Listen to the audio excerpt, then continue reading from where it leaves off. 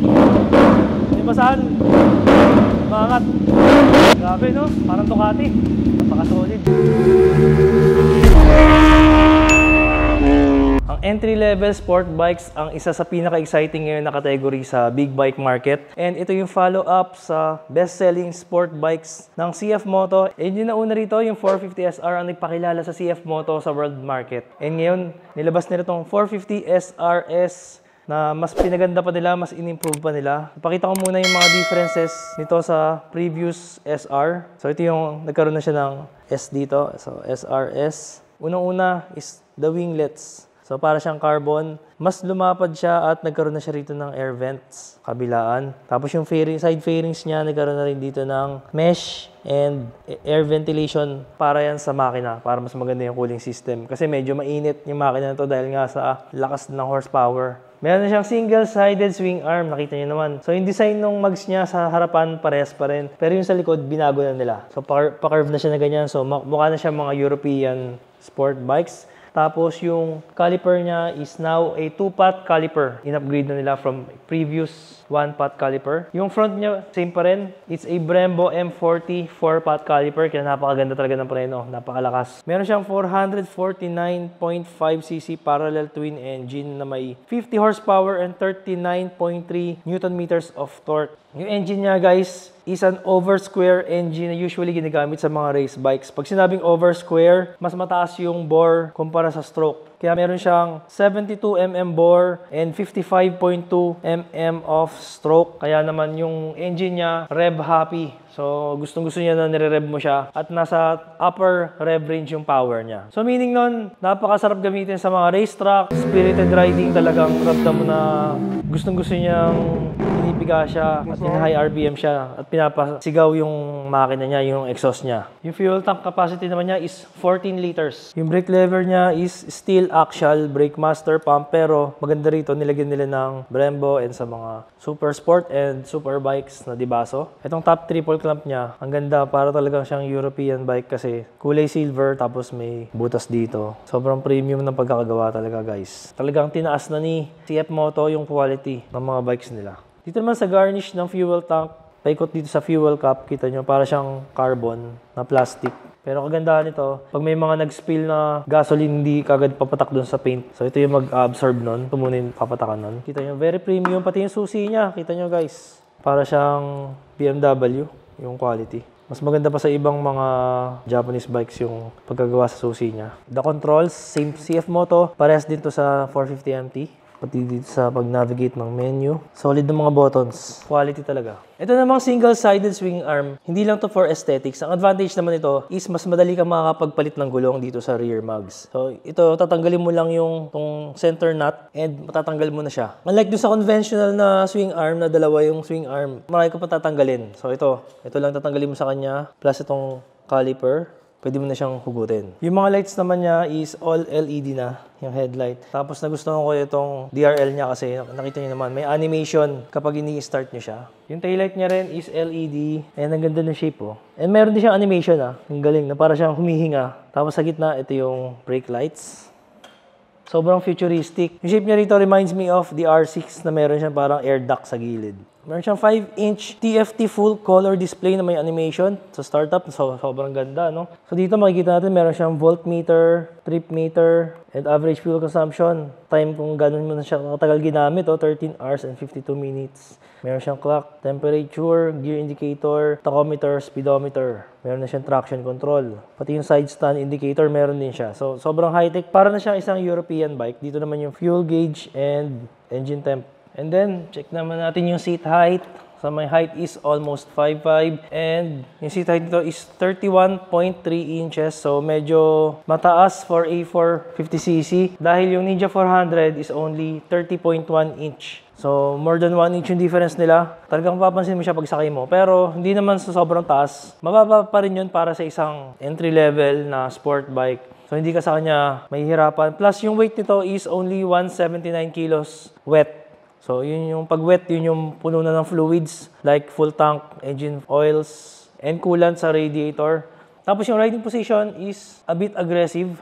Hindi siya kasing aggressive na mga R1 or R6 pero mas nakayuko ka dito compared, for example, naka Ninja 400 or R3. Ito talaga mas sub-sub ko talaga. Pero nagustuhan ko dito sa clip-ons niya is hindi siya sobrang pasok na kagaya ng R6. Ito medyo nakabuka yung clip-on. So, yung sabihin nun, mas maganda yung maneuver mo sa kanya, body positioning mo, mas kontrolado mo siya. Almost comparable sa mga super bikes sa mga 1000cc. So, isa plus. Yung seat quality niya, sobrang ganda ng foam, malambot. Tapos maluwag, makakagalaw-galaw ka talaga dito for body positioning. Meron siyang upside down front forks and adjustable ang kanyang front forks. Makita nyo rito, meron siyang adjustment ng compression sa kanan. Sa kaliwa naman, may adjustment siya ng tension. While yung rear shock niya naman is only preload adjustable.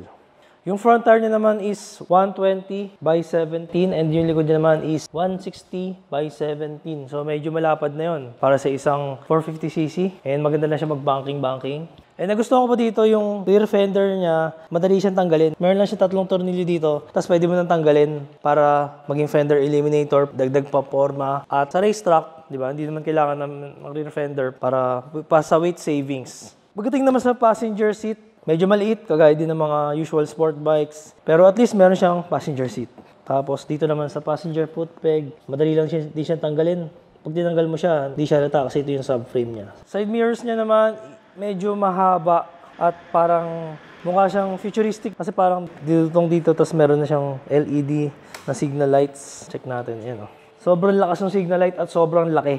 Diba? Kitang-kita ka talaga, visibility talaga yan. Tapos, ang galing niyan, pag ina-adjust mo siya, sobrang dali niyang i-adjust. Oh. Talagang makikita mo dito sa likod. Oh. Para siyang nagtatransform na, yun, oh, sa daming movement. Sobrang high-tech, guys, galing. Pero ako ginaganyan ko kasi mas pogi pag nakatupi. Yun nga lang, hindi mo siya magagamit. So, depende sa inyo kung anong trip nyo. Tapos, syempre, yung pinaka-inaantay ng lahat, yung sound check. And kinabitan pala natin siya ng SC Project from Red Exhaust. Kasama yung link pipe. So, ito na. Wow, lakas.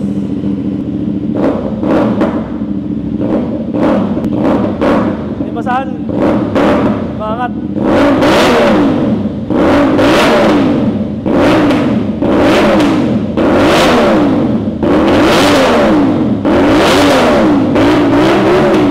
Grabe no, parang Ducati. Napaka-solid guys, iba talaga yung 270 degrees crankshaft. Sobrang pogi, lupit, di ba? Subukan na natin.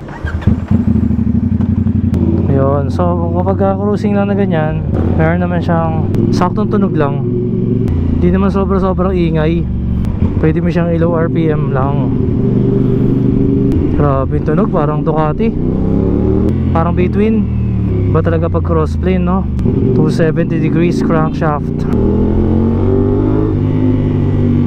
Pogi ng tunog. Parang R1. Ang galing, oh. Grabe yung kalsada rito. So ito guys, meron pa rin tong catalytic. Let's go. Beat it.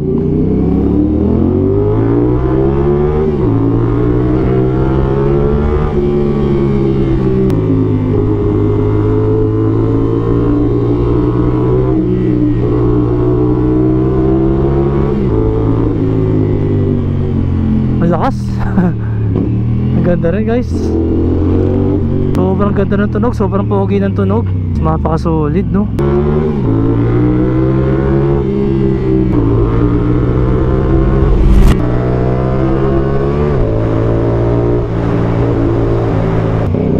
Mapaka-solid ng exhaust talaga nito. SC Project from Red Exhaust.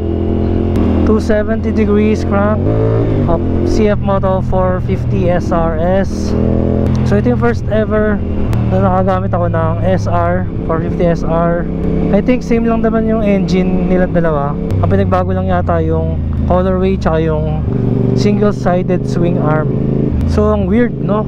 Doon umuulan, dito hindi, dito basa. Machong-macho yung tunog tsaka crunchy. And of course with the double balancer sa makina, wala siyang masyadong vibration, smooth. Wow. Ganda ng harangkada, ganda ng performance guys. So ibang iba na ngayon, no? Sobrang dami na talagang kotse dahil tapos na ang pandemic talaga. Kung maalala nyo yung mga dating test ride natin dito, luwag-luwag pa dito eh.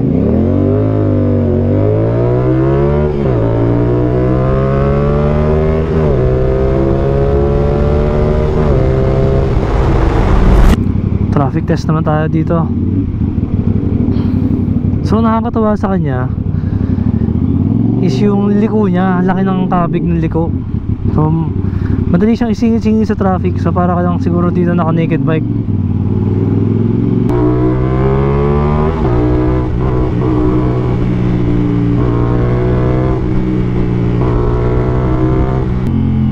Ganda guys, ang ganda ng hatak. Yung very rewarding pag hinahay RPM mo siya kasi pumipino yung tunog. So ganun yung crossplane habang tumataas yung RPM, lalong gumaganda yung tunog niya eh. So para kanyang ini-encourage na sige, pigay mo pa. Kaya nagkakaroon ng magandang character ang mga crossplane. 270 degrees crank.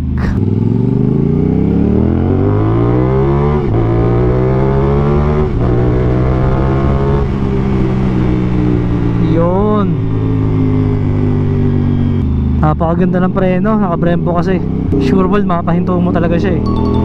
Mas magiging confident ka rito na bumakbak pag alam mo yung preno mo, kaya kang pahintuin. So try natin yung clutchless shifting ulit. So meron akong napansin ng mga torque dip. Sa Euro 5 emission yata yun.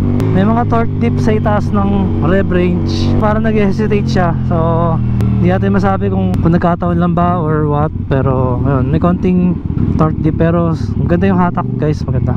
Ganda ng performance, magaan. Ganda ng handling. Ayun o. Pagka gagamitan ko siya ng clutchless shifting siguro, mas maganda gamitan ng clutch para wala yun parang delay. Lalo maganda pag nilagyan to guys ng quick shifter from Gaspoholic, yung nagkakagaya nung nilagay natin sa 450 MT natin. Ako, mas magiging perfect na to. Sarap pakbakit pag naka quick shifter. Sa try na using the clutch. Pag using the clutch, sobrang smooth. Parang may laruan dito.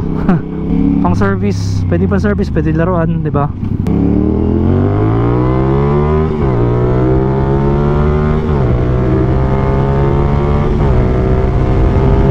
So itong 450 SRS, ang pinakabagong sport bike ng CF Moto. Nag-enjoy tayo dito dahil napakadali gamitin at ang ganda ng makina. Sobrang aggressive, lalo yung engine sound niya na 270 degrees crank. Versus the competition, mahihirapan dito yung mga ka-level niya na bikes sa ganitong entry-level sport bike. Dahil sa features niya, halos lahat nilagay na nila dito. Parang wala ka nang hahanapin dito sa bike na to. May TFT, single-sided swing arm, yung character ng 270 degrees crank, expressway legal, premium yung mga ginamit na components, yung styling niya, futuristic din. So kung sa iba, medyo hesitant sila kumuha ng China bike kasi nga, syempre alam naman natin, Japanese is Japanese, pero sa daan ng mga taon, si CF Moto nag-level up na talaga ng quality. Meron niya siyang ginagawa sa factory nila ng mga ibang kilalang brands sa kanila na nagpapagawa sa factory nila. So, ganun, yun ang testament na si CF Moto is now becoming a reliable brand.